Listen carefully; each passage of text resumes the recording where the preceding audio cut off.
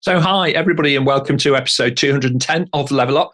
60 minutes, of course, of live Q&A where your questions really do drive the show. If you're watching over on YouTube, then you can find out much more about what we do in our channel. So do give this video a like and subscribe to the channel to find out a lot more about APMG International and all of the work that we do around the world. Adriana Santana is over in the social chat, so do give her let her know your name, please, and the city from where you're joining. She's going to post some links into the chat so that you can vote up the questions that you would most like answered. And of course, for you to be able to add your own as well. If your questions are selected, then your name's going to appear quite rightly in the credits at the end of the show. So do get yours in early and stay with us to see all of that happening. Mastering the art of facilitating meetings brings empowerment, doesn't it, to individuals and teams, and helps you navigate a range of different perspectives and enhance the outcomes of those decision-making sessions. It fosters collaboration, drives much more meaningful conversation, and transforms routine gatherings into more dynamic, purposeful sessions, inspiring productivity and delivering true engagement. Now, having said all of that, how on earth do you learn how to do that like a pro? To help us figure that out today are an amazing panel.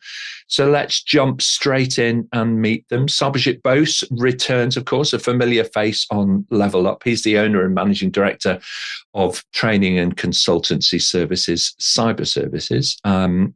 He is, of course, a keynote speaker and award-winning facilitator and coach in his own right across a wide range of project development and management disciplines. Welcome back to Level Up, Sarbojit. Great to see you.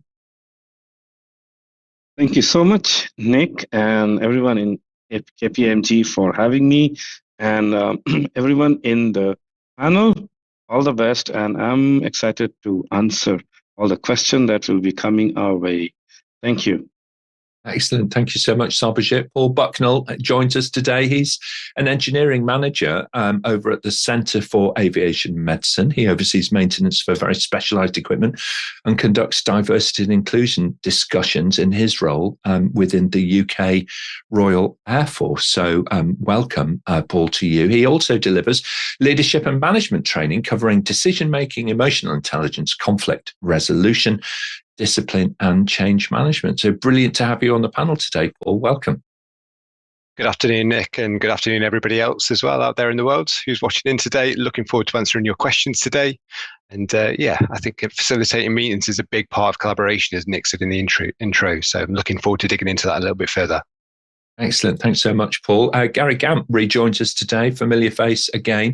He is, of course, change agent and an accomplished senior executive with many years of experience in the areas of technology and complex sales, consulting, development, leadership, and so on, in so many different countries and cultures. Now, of course, a senior partner with Positive Momentum. He's also the host of a brilliant podcast that I thoroughly recommend called The Company Doctor. It is, in fact, one of the fastest growing business podcasts across Europe. So definitely tune in for that. Welcome back, Gary. Lovely to see you. Thank you, Nick. And what a great introduction. So great to be on. I think this topic is really good because it's misunderstood. People are going to get a lot out of this session. So looking forward to sharing with people today. Okay, thank you very much indeed, Gary. Patel joins us. He is, of course, the founder of Change Agitators, an organizational change consultancy who blend change management and coaching together in equal measure. He's an accredited master change practitioner of many years' experience. He's passionate about professional development. And this year, on top of everything else, founded the Change Reactions community, which is really making a big difference around the world. So welcome back to Level Up, Kat. Great to see you. Thanks, Nick. Thanks for having me. I love these Level Up episodes. This is an amazing topic. I stumbled into facilitation. I'm still finding my feet, and I'm great, actually. Just looking forward to hearing some of the tips from some of the panelists. Absolutely right. Yeah, it's the sort of thing that, we all, at some point, you have to stand up, don't you, and either pick up the pen or, pick up the microphone or just pick up the metaphorical baton, which is passed to us in a meeting. Robert Snyder joins us. He's the founder and president, of course, over at Innovation Elegance, where his career has spanned technical project change and sales enablement roles, taking very much a people-centric approach and drawing upon his experience and metaphors from the world of the performing arts for guidance. He builds empathetic teamwork, which really does work very, very well indeed. Welcome back to Level Up, Robert. Great to see you. Thanks for hosting us, Nick. And I'm very enthusiastic to banter about such a universal topic with the other panelists. Okay, thank you very much indeed. I have to say, I'm sitting in today for the very talented Shanice Mitchell-Cox, who can't join us for a technical reason. I think the wind and the rain is battering the west of the UK in Wales, where she is. So her internet connections is not great today. So, Shanice, I'm sure that you'll join us online and join in the chat where you are able to. So, welcome to do that. Completing our on-screen team today is our question master. It's Charlotte Miller. She's joining us from the Thames Valley. Charlotte, welcome back to Level Up. How are things with you today? Thanks, Nick. It's good to be here. And things are excellent this week as I celebrate my 10-year anniversary with APMG. So major milestone. Thanks, guys. Major milestone for me this week. Absolutely. Well, excellent. Well, congratulations on reaching such a milestone. It's a wonderful thing to celebrate, isn't it? And great value that you're bringing to the organization and all of your clients as well. So thank you, Charlotte. So on that note, I think we should jump straight in. We've got lots of questions from the audience. So let's start off with the first question to the panel, Charlotte. Thanks, Nick. Our first question, we're going to go straight in at the deep end. Bev Chamberlain asks, what tips can you offer for dealing with difficult personalities within a meeting? All right, it's an excellent question to get us going, is it? Difficult personalities, that's beautifully phrased. Thank you, Bev. Gary, why don't you start us off and then we're going to hear from Ket. I would love to. I think the first thing I would say is don't be scared of difficult people because you are in control. So as the person in control, your job is to kind of take control. And probably my tip to deal with someone difficult is to ask them a question back and then position that, what you've got is very important, but I'm going to go to someone else in a minute, but thank you for your input, so that you're kind of taking them on a journey and they know that you're in charge. I think it's important to do that. It is important. You need to set out that credential, assertively, but without aggression, that actually you are there and you are in charge of the meeting. Quite right. Thank you, Gary. And don't be afraid. It's a great thing. I've already made a note of that. Thank you so much. Kat, your thoughts, then we'll go to Sarbojit. Yeah, thanks. Well, I'd probably take a slightly different view. One of the things I think I do frequently, having had the bad experience of dealing with someone difficult, is actually meet people before the meeting, get a sense of what their contribution might be and where some of the sticking points are. So were it to come up, I'm a little bit more prepared as opposed to kind of having to react to it in the meeting and also not knowing how to handle it on behalf of others. So I've had a poor experience where I didn't do that. And I wasn't equipped to sort of necessarily hold the core as perhaps I needed to, and it sort of descended a little bit. But the light bulb for me was when you've got a kind of key meeting where you've got a few different personalities in advance, have that one-to-one time with them, really get clear about what it is they're hoping to get out of it. So that prep for me is always key to kind of managing the moments that might be uncomfortable for people. Managing the moments, that's a lovely, phrase to kind of keep in mind, because all meetings, they need a certain cadence, they need that certain tempo, don't they? And you do need to look out for those key moments and, manage them effectively. Thank you very much indeed, Kat. Great thinking. Sarbojit, please, your thoughts, and then we'll go to Robert. Well, thank you. I would say, first of all, we must set the expectation, like ground rules for a meeting, what should happen, what should not. And also give people the time to set a time that no one is going overtime or no one gets lesser time to speak about. And also, of course, key suggestion of meeting people, and especially if I know someone is going to make things a bit difficult, and it has actually happened to such an extent in a meeting that end of the day, I had to mute the person Otherwise, it was going out of control. Well, those are very extreme situations, but I would say to be nice and to stay and not be so rude, we may have to ask someone, give them some cues to not to go beyond their limits. But we have to set the expectations first.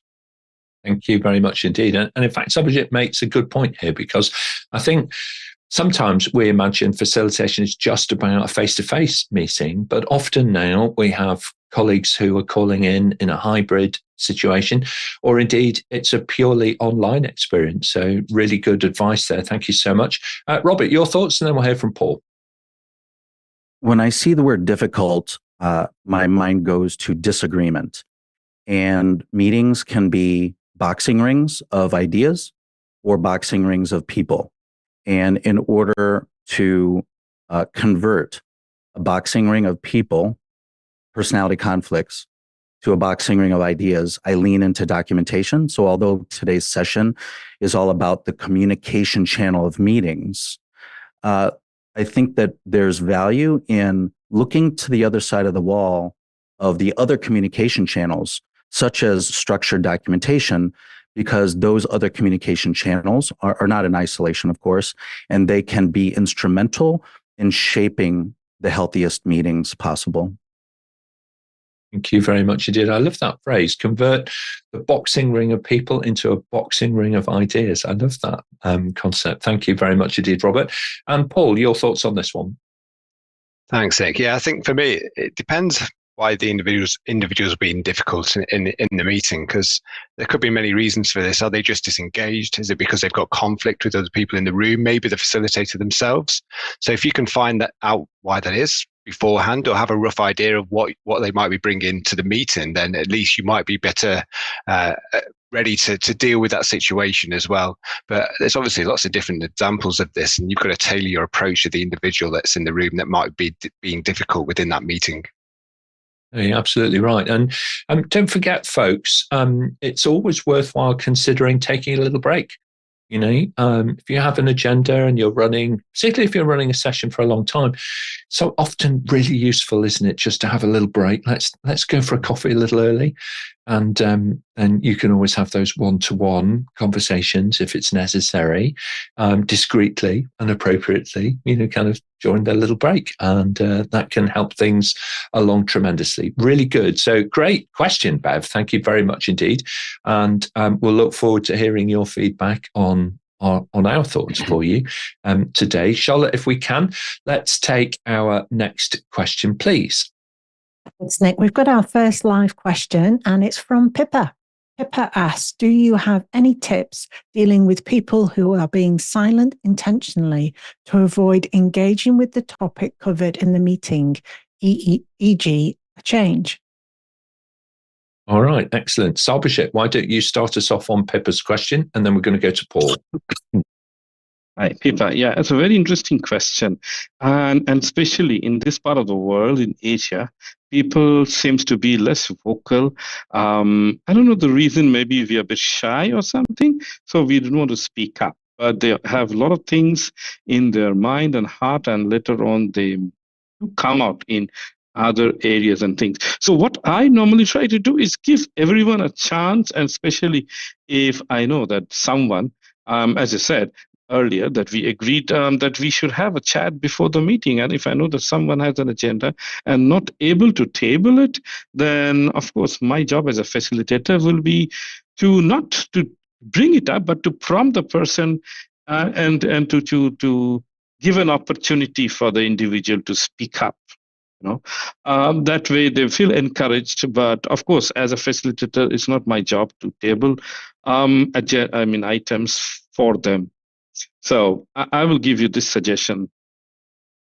Okay, thank you very much indeed, Sarbojit. Paul, your thoughts, and then we'll hear from Kat. For me, I think the key is the intentional silence that they're doing in the meeting. It ties into the last question a little bit. Why is it that they're doing this? I mean, if it's a reason that you can work out there and then great. You might be able to engage them into the conversation. It might be just that they don't feel engaged with what's being talked about. They may have some disagreement with it. But then also, I think there's something to consider is there a personal reason? Is there a reason why they don't want to engage because of things that are going on outside of the meeting? So you don't want to push somebody too hard to speak if that might be a consideration you have to have, because you don't want obviously that to come out into a meeting. Yeah, absolutely right. Thank you so much, Paul. I appreciate it. Kat, your thoughts, please, and then we're going to go to Gary. Yeah, I think that's a really important point which just made, sort of like, what's your expectation of their contribution? Like being really clear from yourself kind of may set for your, how much time do you spend on this? And it's a really good question also because you're recognizing as a facilitator, you're paying attention to who's contributing and to how much and who's staying silent. So I think, Nick, you just made a point before we came to this question around knowing when to take a break and finding that space to maybe go and speak to that person individually. Maybe the dynamic of the meeting is not what they expected and it's sort of silencing, they don't realize it. Maybe they've got a point, they don't think it's relevant, right? So it's really key to sort of, A, you've recognized it's amazing, B, find a way to pause and have a conversation and then decide what to do. One thing I do actually when I talk at conferences is I speak to people before I go on to talk. And then if they say something, I actually call that out. I say, I was speaking to John earlier. John made this point, which I think is really good. What do we think? And then that gives permission to some extent for John to also reinforce the point and kind of bring it up. So, giving voice to other people who might be a bit conscious about doing so is really powerful, but you've got to sort of take that moment to kind of find out what was I expecting? Why aren't they delivering it? What could we do about it? Yeah, absolutely right, Nick. It could be that, the quiet person is going to be the voice of common sense who comes in and really nails it for you. You never know that, they might look like they're disengaged, but they might actually just be reflecting on other people's thoughts and starting to, figure out, what their contribution truly is. Thank you very much indeed, Kat. Gary, your thoughts, please, and then we'll go to Robert. Yeah, I think this is a really important question because your job as a facilitator is to be a catalyst and a guide. And in order to be a guide, you've got to be able to be a mind reader. So you made the point, Nick, a lot of people have got good things to say. It's not just the loud ones. And so our job is to go, as a facilitator, if I see someone's got a problem, if you leave it, it festers and they'll leave the room being angry, and they may not be willing to speak out. So our job as a facilitator is to say, Nick, I can see you've got something on your mind. Let us know what it is and call it out because it's really important to deal with it and not leave it to fester. It's so true, isn't it? It's being able to have a highly tuned, almost sixth sense into, let's try if we can and help this person articulate, what it is that's on their mind and bring them in that way, because it can often add such value. Quiet people add such value to meetings. We need to make the space for them. Thank you, Gary. And Robert, final thoughts on this one. This topic of silence, I agree that silence is not always a bad thing. Silence can mean that the attendees are deep in thought, carefully choosing their words, wanting to be succinct.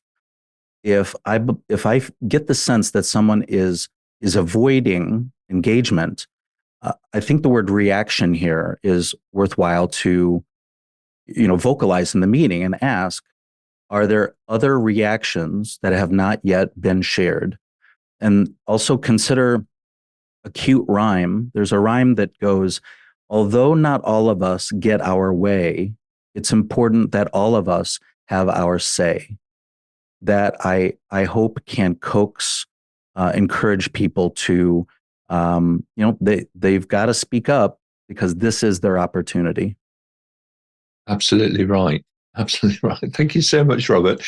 What I enjoy, everybody, about these panels is that we have such a broad range of experience amongst the panel members themselves, and of course in the audience as well, because it's the audience who are driving the show. You are our producers. So we're going to do some shout outs right now for the folks over in social.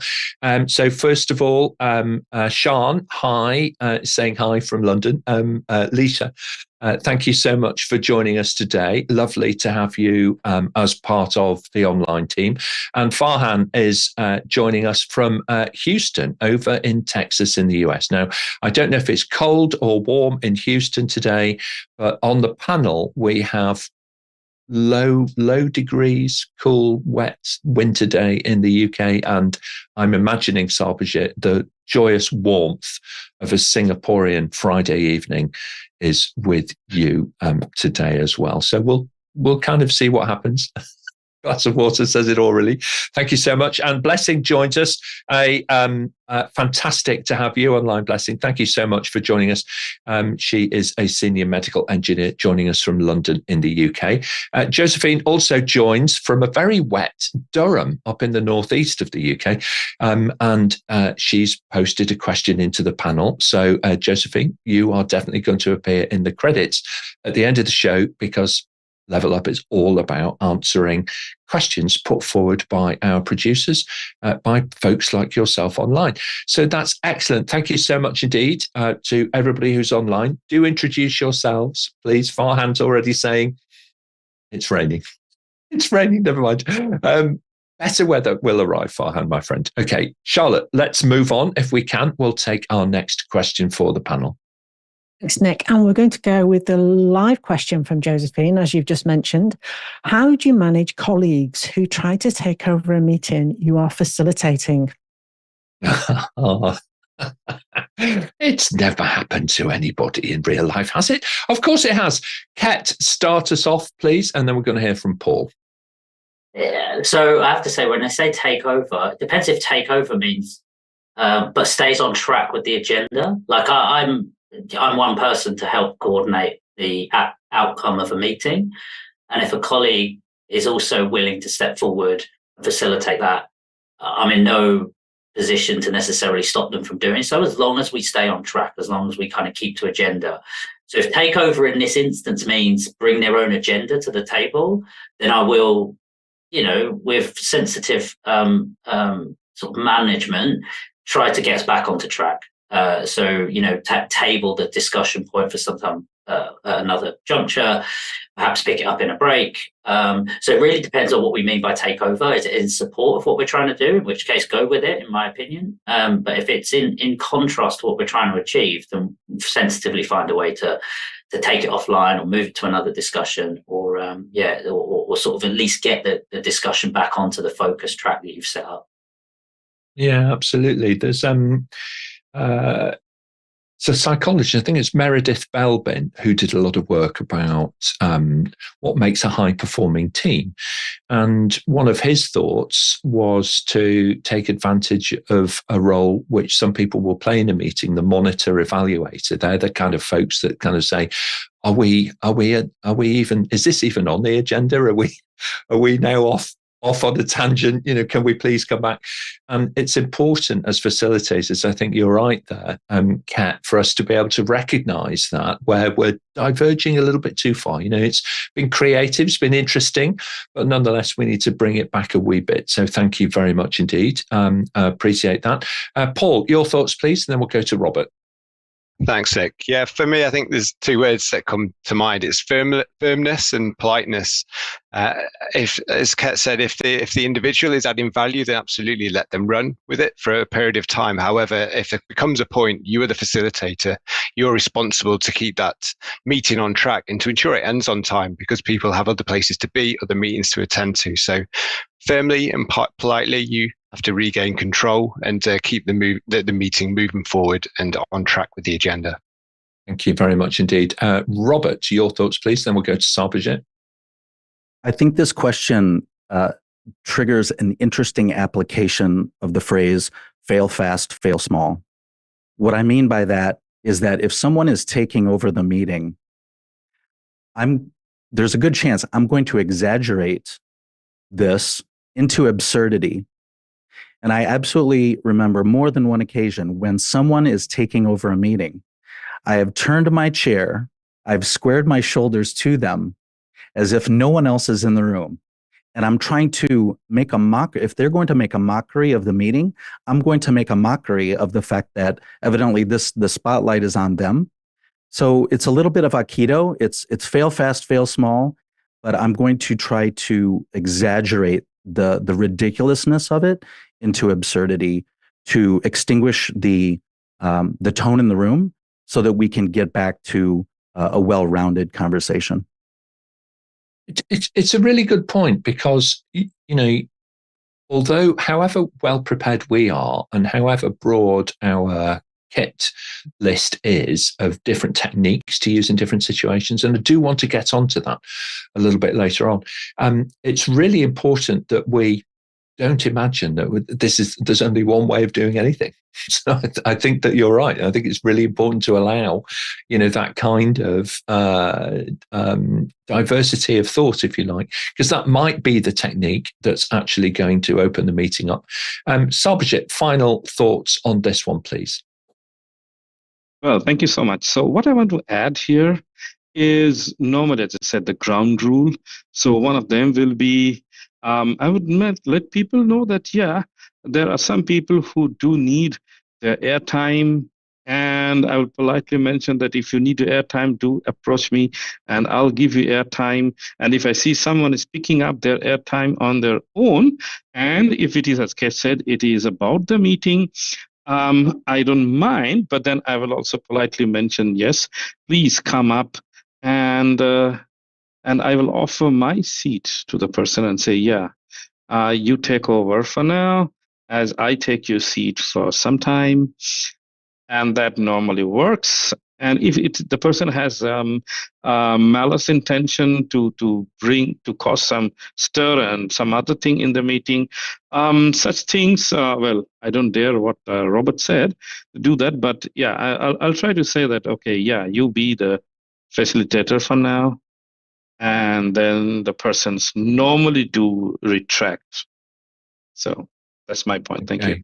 All right, very good. Thank you so much, Sarbojit. Thank you for the question. Brilliant question. Now, if you're interested in finding out a little bit more about the kinds of roles that we all participate in a team situation, this is less about the individual and more about how we generally behave as part of a team. Do explore that work of Meredith Belbin. He worked for many years on looking at optimizing high-performing teams. So little bit of interesting research for you there if you've not come across it. Very good. Charlotte, I can see we've got live questions stacking up now, so we should press on. Let's take our next question for the panel, please. Sorry, Charlotte, can't hear you. So sorry. Live question from Alona, who's watching live on LinkedIn. What are your top tips to ensure that meeting follows agenda?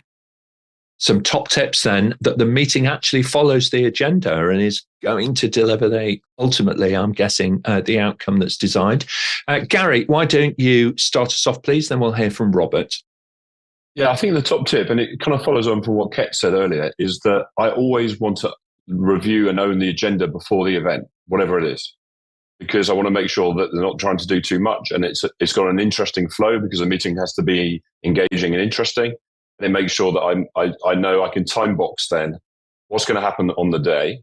But then on the day, I will time box what we're going to cover. And I will keep signposting to people that we've got 10 minutes left on this. Let's make sure we round it up. Let's keep on track. And then the final thing is that when there's people focus a lot on constraints. So I park constraints and said, if you didn't have that problem, what would you do to try and push the answer? So it'd be the three things I would do. I love those key questions. And this is the difference between being, just early career and being a master in the craft of consulting and facilitation. It's having great questions to be able to use and ask them at the right moment, in the meeting. Thank you very much, Gary. That's a really great one to bear in mind. Robert, your thoughts on this one, please, and then we'll hear from Paul. To ensure a meeting follows an agenda, what immediately precedes the meeting is critical. I love a quote from the late American basketball player Bill Russell. And his quote is, "The magic to a great meeting is all of the work that's done beforehand." So if we lean into what is worth documenting about this meeting, it means you must come into every meeting with structured documentation, with a draft. And so my aim for all meetings, that they're a kind of review and revise session. Before the meeting, there's a draft of a project charter, process flow, training materials, etc. And once that draft enters the meeting, every meeting is a review and revise session.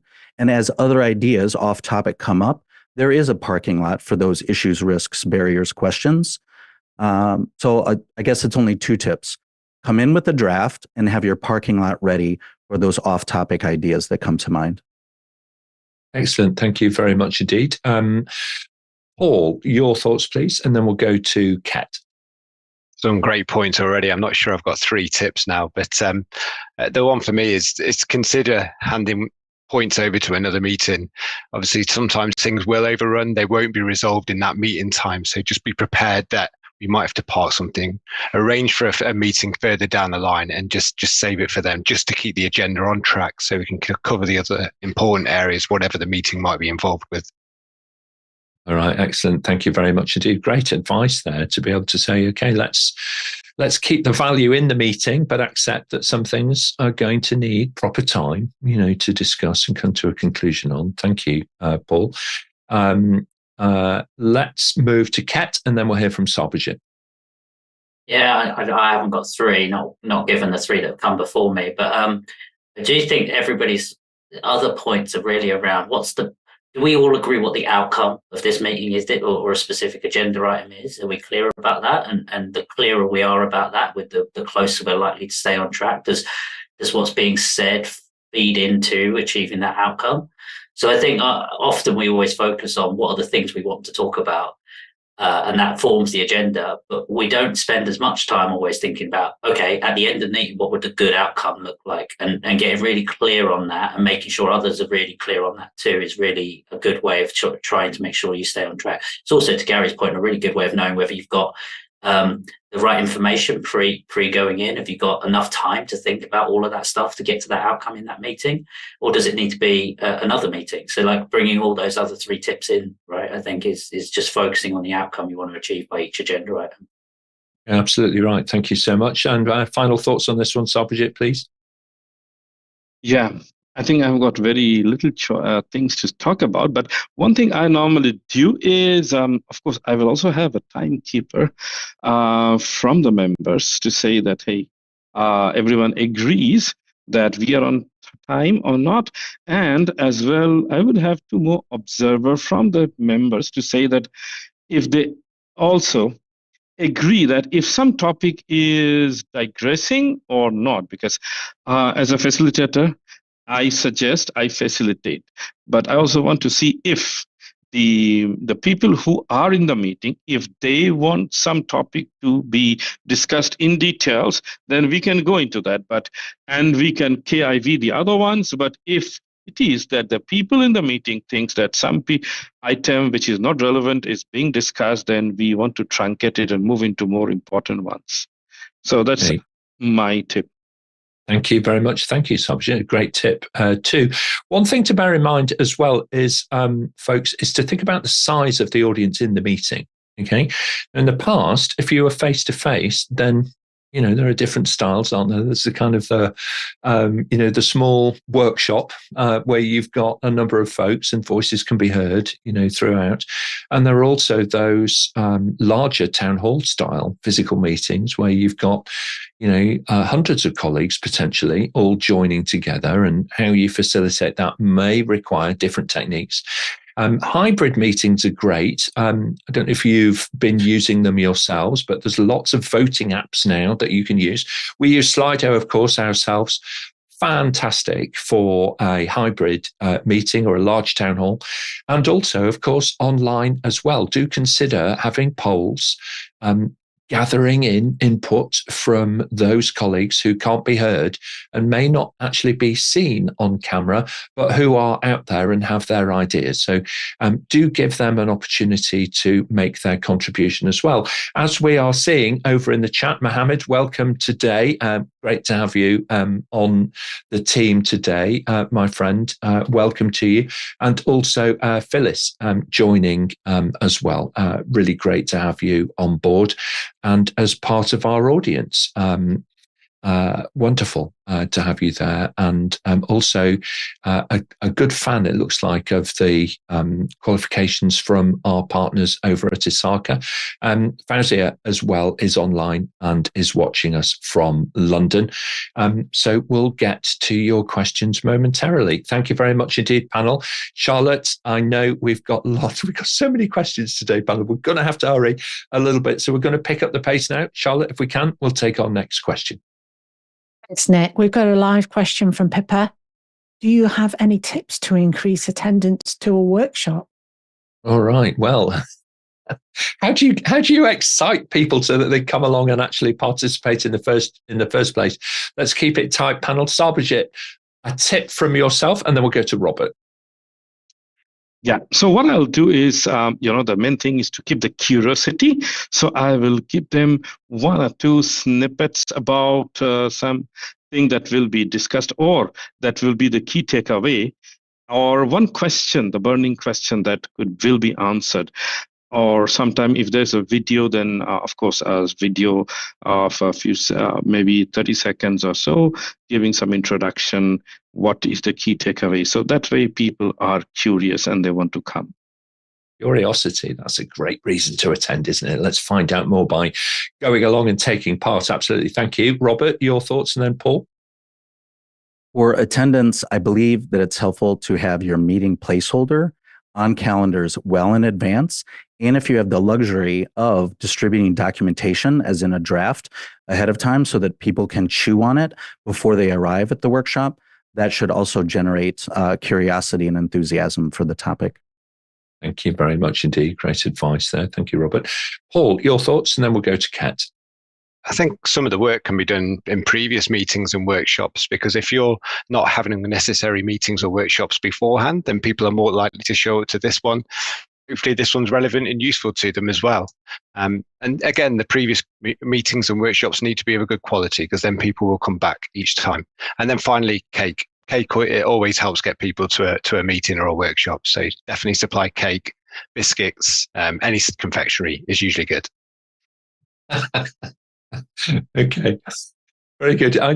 I'm smiling because it's actually true, isn't it? Really, what's memorable? What was memorable about your last? What was the most amazing meeting that you went to? Catering may well be part of your immediate thoughts. Actually, it does seem to work, doesn't it? That degree of almost bribery by stealth, through the catering. Thank you very much indeed. Kat, your thoughts on this one? I was going to go with food. That's the first thing I think about when I'm running a workshop, is what food am I going to bring for the participants? No, I think I really love that point about curiosity, making it curious for people. But the other thing is how can I inject a level of fun about wanting to attend? Is that the way I position the invite? It's a little bit lighthearted, it's jokey. It's like we're going to cover, like the style in which I introduce the workshop might be a little bit more lighthearted fun. It'll bring a bit more of my personality as the facilitator to the invite. And then again, sort of like maybe getting a few key people who will bring others with them ahead of the game, sort of getting a relationship with them in advance. Sometimes that can be really powerful because they encourage others to come. It's not down to me to get people to attend, right? It's down to the other people who are coming along and who also have some interest and think their teams might do. So yeah, cake and power of other social connection. Right. Okay. It's very important, isn't it? And often you'll find that the most influential people in organizations are not necessarily the people in the C-suite. They're the people who have that informal network, within their function or within their department or more broadly kind of across the business, who are highly influential over whether or not people join in and take part and come with you on the journey. So excellent. Thank you very much indeed, panel. Charlotte, let's move on if we can. We'll go to our next question, please. Thanks, Nick. We've got another live question from one of our viewers, Alona. Do you state the objective of the meeting at the start of it? It's good practice, isn't it, to kind of, just remind people why they're here, particularly if you're online and you're working back to back, Alona. What do we do as individuals? Robert, what do you do? Do you kind of state the objective of the meeting at the beginning habitually? Absolutely. As I mentioned earlier, I really try to channel every meeting as a review and a revise session. I've been asked countless times, Robert, what is the purpose of this meeting? What's the agenda? It's always the same thing. If it's a project charter, we are here to collaborate in that space called the project charter. It could be training materials. It could be a process flow. So the objective is always governed collaboration on whatever is worth structuring for durable collaboration as opposed to disposable collaboration. Thank you. Thank you very much indeed. Paul, your thoughts, please. Then we'll go to Kat. Yeah, I agree with Robert. It needs to be stated at the beginning. It has to be a purpose. The only time I was thinking that maybe you wouldn't is if it was an ideas session, if you were purely going in there and you don't want to influence people. So in that case, yes, you'd still probably have an objective that this is an ideas session, but just obviously maybe just retract or just hold back on some of the specifics just to allow people just to think freely and come up with their own ideas rather than being influenced with a very specific objective of what that meeting might be. Yeah, absolutely. Just think about the outcome, rather than provide too much of a leading question there. Good point, Paul. Thank you. Kat, your thoughts then, Sarbojit? Yeah, I was trying to think of any other answer than just simply yes. But I do think, it is crucial. And the reason it's crucial in most cases I've been in is that it just gives that opportunity to make sure everyone's on the same page before you get going. So it invites that opportunity to pause and say, everyone's still on board with what we're about to discuss and what we're going to spend our time on. I didn't really think about why it's important, but definitely now when asked the question, it's always a yes, and it's always a good opportunity to kind of just reflect with everyone else. This is what we're here to discuss. Thank you very much indeed. Sarbojit, final thoughts? Yeah, my one thing is, Iona, what I would say, not only at the beginning of the meeting, but give that out as we send the invite, so people are well prepared with the objective, and also give them certain things to read up and come prepared to talk about this, because just having a wild objective at the beginning, and if people have to start thinking at that point in time, then that will take a lot of additional non-productive minutes. So I would like to have those things taken care of before we start. Thank you very much. Thank you, Ilona, for a great question. I do think that one of the things that we need to consider as facilitators is a range of different techniques. Many of us will fall into patterns in organizations where a certain meeting always follows a certain style. And yet the objective may vary tremendously. Some meetings are all about ideas, as has been referred to earlier. Other meetings, they want a decision to come out of it. We've talked about all of these ideas. Come on, folks, we need to decide something. Or perhaps you're trying to prioritize in order to take a final decision. But whatever those things are, they are separate objectives. And I would argue you may need to consider as a facilitator different techniques depending on the objective of the meeting. So jolly useful to know what that's going to be, and also to prepare folks for the session so that they know and understand what to expect their contribution is going to be. Excellent. Let's move on then, please, if we can, Charlotte. We'll take our next question to the panel. Thanks, Nick. We've got a live question. You introduced them earlier on, Fauza. I have a question. How do you manage conflict, as in a verbal conflict between attendees within a meeting? It's such an art here. It's a blend of art and science, I would suggest, and experience, of course. Garrick, why don't you start us off? And then, if I may, I'm going to come to Robert for his thoughts on this. Yes, I love this question, because this is where a good facilitator is at their best. And I think it depends. There's two situations. If someone is just being difficult, or they have an alternative opinion, that's good. It's healthy in a debate to have alternative opinions. You don't want everyone agreeing, so you don't need to panic that someone doesn't agree with you. That's why you should never participate and facilitate in your own meetings. It doesn't work. You can't be objective. But if the person is being disrespectful or cantankerous, then you need to deal with it straight away. So I would say, look, facilitators' indulgence. Let me just stop you for a second. I know that you've got some strong points of view, and we want to have the debate. I don't want to stop you having the debate, but in this meeting, we need to be respectful of one another. If we can just focus on, you can have an alternative opinion, but let's focus on that rather than, we don't want to call people names or have this meeting going in that direction. So let's get it back on track. Let's be friendly.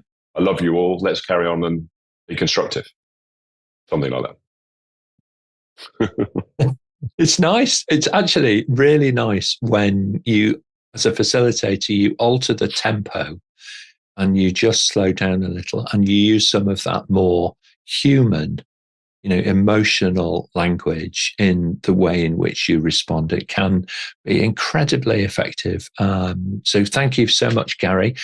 Really great advice there. Robert, your thoughts next, please. And then I'm going to ask Paul, I think. So I just heard the word humanity, and I admit that my answer is extraordinarily robotic. So conflict in a meeting, I might put it into two buckets. There's personality conflict, which you don't get. You don't get to have personality conflict.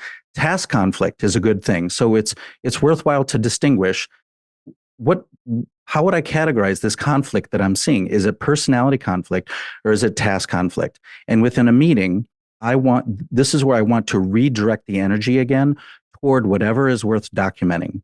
Let's not fight between the two of us. Let's just disagree that, hey, bullet 6 needs to be bullet 3, or it needs to be on a different slide. And then finally, consider a tiebreaker. We can still love each other in the morning as long as we know that if and when we have task conflict, which is the efficacy of a team, we know who the tiebreaker is. That's why they're paid the big bucks. Let's just have our say and move on. Thank you very much indeed. Great advice there. Really do appreciate it. Paul, your thoughts, then we'll go to Sarbojit. Yeah, I really enjoyed hearing Robert's opinions there, actually. I'll definitely take some of those on board. And it's a similar lines, really, just that as long as it's a healthy debate, it's not becoming personal, it's solution focused and it is on task, then that can continue. And again, it's you as a facilitator to keep that on track and make sure it doesn't go out of those boundaries. And if that is the case and progress is being made, then obviously debate is good, conflict is good to an extent, but they have to remain within those set boundaries. Yeah, thank you very much. If it's constructive, then it's one thing. If it moves over into, corrosive and less than helpful. Thank you very much indeed. Paul, Sarbojit, your thoughts, then we'll go to Kat. Well, I'm assuming that this is about non-constructive and something conflict, which is generating some a real emotional heat between two individuals, attendees, and which is a disruptive thing. So I'll try a couple of things. The first one is, it depends on situation, is I try to call it a timeout and maybe give a coffee break and then speak with a couple of the individuals who are in question. Or maybe I may just say, okay, we want to delay this discussion again, come back onto it after we ponder over it, or even sometime use a bit of a light, a joke or something to make it lighter. The scene there. Or if doesn't anything work, then of course have to take something a bit more drastic and serious. And like as I said, once it happened that I had to meet someone online, but that things I not get it very rare to happen. But yeah, normally people come and their egos do conflict. But if we give them some time out, they will come back sober and we can then continue. Thank you so much, Sarbojit. And I know you are the master at being able to do that. There's so it's kind of that quiet authority, that gentle authority that, works so masterfully. Kat, your thoughts? Then I'm going to go back to Gary. Yeah, I think it was both of you and Gary have made some points around sort of making sure we understand the remit of what's acceptable within this meeting we're conducting that I'm facilitating. What do I, if this feels like it's not respectful of one another's opinions and times, that's not the way we run this meeting that I'm running, and part of setting that up effectively is really key. And I think, other than that, I think it's, as many have said, conflict is part of trying to move forward with difficult topics, trying to come to conclusions of things the way we've got different opinions. And I think uncovering them and actually being confident enough to let the conflict run when it's positive and it's respectful, but it might feel uncomfortable for people. That's actually quite a good and important skill to develop as a facilitator, just feeling the okay and the discomfort yourself, because others will feel really discomforted by it, but you have to hold court. Yeah, it's certainly true. I often think of it as almost like white water rafting.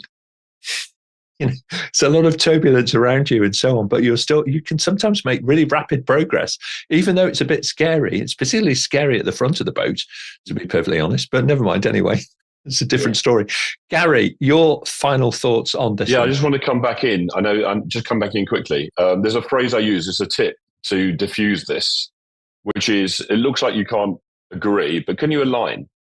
Can you align to this point? Because if you can align to it, then we've got some progress. You don't have to agree, but can you align? That's a good way to diffuse, as long as it's respectful and it's not, if it's disrespectful, I would deal with it. But otherwise, I'll try and do that to make progress. Thank you very much indeed. Great advice there. And the use of language can often be everything, can't it? You see these large conferences. I think we've just had the COP conference about climate change and so on. And a lot of work goes into agreeing the final wording of the final statement so that everybody can at least align. They may not agree, but they can align. Great answers. Thank you so much indeed. And Charlotte, I think time is working against us. It's been an amazing event today. I think we've got time for one more question if we hurry, panel. Thanks, Nick. And it's our last live question from Ilona. What is your contingency if meeting does not achieve its initial objective? So having something in the back pocket kind of ready just in case we don't end up at the correct destination is a key skill, of course, to have. Let's get your thoughts, Sarbojit, and then Robert. Right. If the meeting is not going anywhere, so the best thing is I will call off, time off, or early off, and schedule another one, because saying that, okay, something is not aligning us together, and let us come back to agree to disagree if we have to, or if we can agree in our agreement. So if things don't happen in one meeting, then of course there has to be a second follow-up one. If the entire meeting goes, that's a disaster. That rarely happens, but a few points do not match up, or we don't have an objective as we decided, then we do have to KIV for the meeting and have it the next time.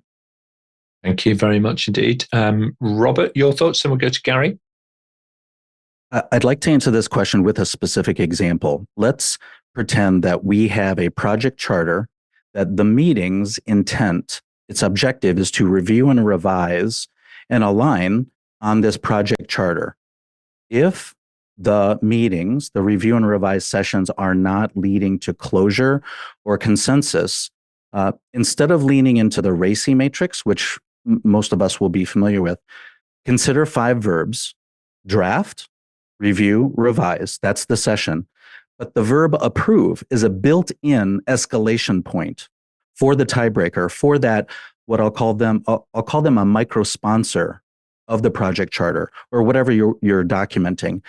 So if and when a meeting is stalling or hitting gridlock, you can punt to the tiebreaker, because that's why they're paid the big bucks. Their name is next to approve, and they are the final arbiter of the decisions so that the teamwork can move on. Thank you very much indeed. Thank you, Robert. Gary, your thoughts, please, and then we're going to go to Paul. I'm going to be controversial. I think if the meeting does not meet the objectives, that's your fault as a facilitator. And so you need to make sure it does meet its objectives. And that would be, I feel quite strongly about it. It's your job to make sure it's on time. It's your job to make sure people talk about things. It's your job to have a plan B if it's not going in the right direction. We failed as a facilitator if it doesn't achieve its objectives. Thank you, Gary. But that's my thoughts. No, I think we need to be the beacon. We need to demonstrate to others, if our role is a facilitator and not as a contributor, and always avoid being both, then we need to be able to set out what good looks like. And that's a really important thing to have in mind. Thank you. Appreciate it. Paul, your thoughts on this, please. Yeah, it's just an extension of what Gary just said then, actually. Just, I think if that is the case, then we need to learn from that as facilitators, don't we? We need to reflect on the session, review it. What went wrong? Did we have the right people in there? Too many people, not enough? Was the information that was given the right information? Did we ask the right questions? And we need to learn from those mistakes if that was the case. And then hopefully we'll come back better prepared next time. Excellent. Thank you very much indeed. Kat, final thoughts on this one? It's just really to echo what Gary and Paul have just said, really. I think there is a real responsibility for achieving the objective as the facilitator. So if we don't achieve it, there is a deep moment of reflection straight after before we set the next one up to go again to get to the goal, to ask us what didn't work well, why didn't we get to where we expected to get to, and what was my role in not setting that up correctly. Meeting success happens before you've even started the meeting, in my opinion, because you've got to have done the groundwork going in to make sure that everybody's got the right information, got the right people are going to attend. So it's all about what didn't work in that prep that gets us the goal, that didn't get it there this time. Thank you very much indeed. Well, thank you. Panel, what an amazing event it's been today. Now, if you're watching online and you're thinking, I want to increase my skills in facilitation, I'm going to recommend something for you momentarily. It's all to do with learning which techniques are going to be best suited for what situations. And there's a fantastic facilitation course available from a wide variety of training organizations around the world who are accredited by APMG. So do have a look at the facilitation certification. What this helps you understand, at least at the foundation level, is what is the broad spectrum of tools and techniques and methods and so on that you can access as a professional facilitator to help bring about your desired outcome or objective, if you like, for the meeting. So do have a look at that. The practitioner is challenging. Only the best will achieve the practitioner level. And I would suggest, if you can, buddy up with somebody on the panel and link with them on LinkedIn. Reach out to us. You could not find 5 better facilitators than the folks who are on screen alongside me right now. So do reach out to them. They will welcome your professional connection on LinkedIn and learn from each other. Excellent. Now, on that note, let's take some closing remarks from the panel. If I may, Robert, we'll start with you, and then we'll hear from Kat next. Thanks, Nick. I'll end on a lighthearted note. From the world of the world of improv teaches us the phrase, yes, and. In facilitating a meeting, if you are shaping a culture of yes, and, you're doing it right. Excellent. Thank you very much. I love that idea, actually. I'm going to make a note of that. Have a look at the world of improvisation and bring that kind of thinking, and technique into your work. Excellent. Kat, your thoughts, please, and then we'll go to Sarbojit. Yeah, I actually wanted to share something I've learned as well on this, which is that the sort of trying to do both facilitation and participation is a very, very tricky role. And one, actually, I think many people find themselves in, right, to balance. So one thing that I would like to share as a sort of final closing point we haven't talked about, right, is the power of silence. I never realized the importance as a facilitator of just shutting up and letting other people feel uncomfortable with the silence for a little bit, letting them have the space to think. So that requires you not to participate. It requires you to sit back and let others speak and kind of deal with the uncomfort and be comfortable in yourself. So for me, there's that sort of separating the role of participant and facilitator, I think, is really key. You have to focus on really, really doggedly. Thank you very much indeed. Sarbojit and then Paul. Hi, I would like to bring it to a different level altogether. Well, Dalai Lama said, our prime purpose in life is to help others, and if we cannot help them, at least don't hurt them. So as facilitators, we are there, not in the spiritual aspect, but in the professional aspect to help them. That's the facilitation that we do, and if we're not able to, we should not hurt people in a way, in the progress, and make people's life difficult. Thank you so much, Sarbojit. Excellent thinking. It's great to get a quote from the Dalai Lama. in as well to finish on. Thank you. Paul, your closing remarks, please, and then we'll go to Gary. I don't have any quotes, I'm afraid, but for me, it's about questioning. You've got to ask the right questions, but in order to do that, you've got to actively listen to what is being said, because that's where your golden questions will come from. If you're specific to where the conversation is going, and leading it the best way possible is all about the questions you ask. So think about those, practice them, look at the different types of questioning techniques that are out there, and yeah, that's a good starting point for any facilitator. Thank you very much indeed. Great advice. Focus on the questions and the answers will come. Gary, your closing remarks, and then we'll hear from Charlotte. Yeah, I think the skill of a facilitator is very misunderstood. It's a powerful and important role. If you're presenting, you're the sage on the stage. If you're a facilitator, you're the guide on the side, and you can make some massive impact to the outcome. We did a podcast episode on the company doctor, episode 39, called same as this episode, how to facilitate like a pro, and it's the most downloaded episode we've ever had, because I think and actually Ket was saying at the beginning, it's what you do before the meeting to make sure the meeting goes well, and then obviously what you do at the meeting. So I think it's great that APMG have got a certification around it. It's a massively important skill to have in any business walk of life. And thanks for inviting me.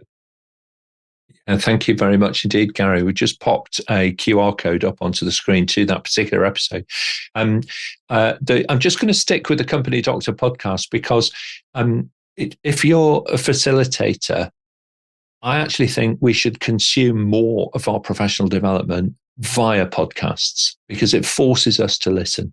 Okay. It's a great discipline to be able to develop as individuals. So do tune in for that. It's well worth subscribing to. Great value in it, whole range of different topics and so on. But look out for episode 39, I think it was actually.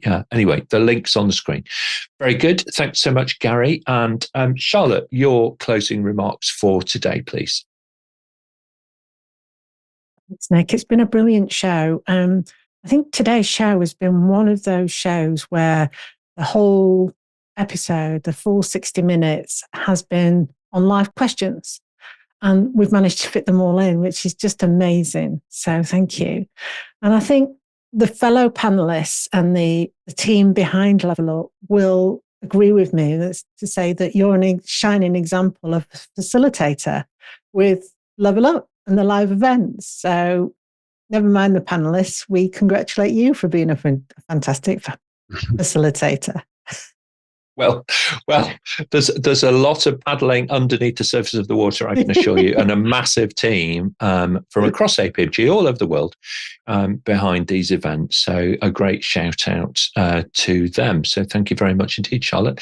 Excellent. Right. Well, now then, everybody, over on our website, of course, you can find answers to, more than 2,100 questions, actually, that have been previously asked and answered on Level Up Your Career over the last couple of years. It's totally free of charge, of course, and it connects you with experts from all over the world. And you may listen to the audio versions of the shows on your preferred podcast platform. Just search for APMG International, Level Up Your Career to find out more. We've got some amazing events coming up over the next couple of weeks. Monday, the 11th of December, we start the first of two special Christmas episodes of Level Up, where we kind of look back a little bit across 2023, a year of great change, of course, and review what's been happening and think forward a little bit to what's going to happen next year. So do be sure to join us for that.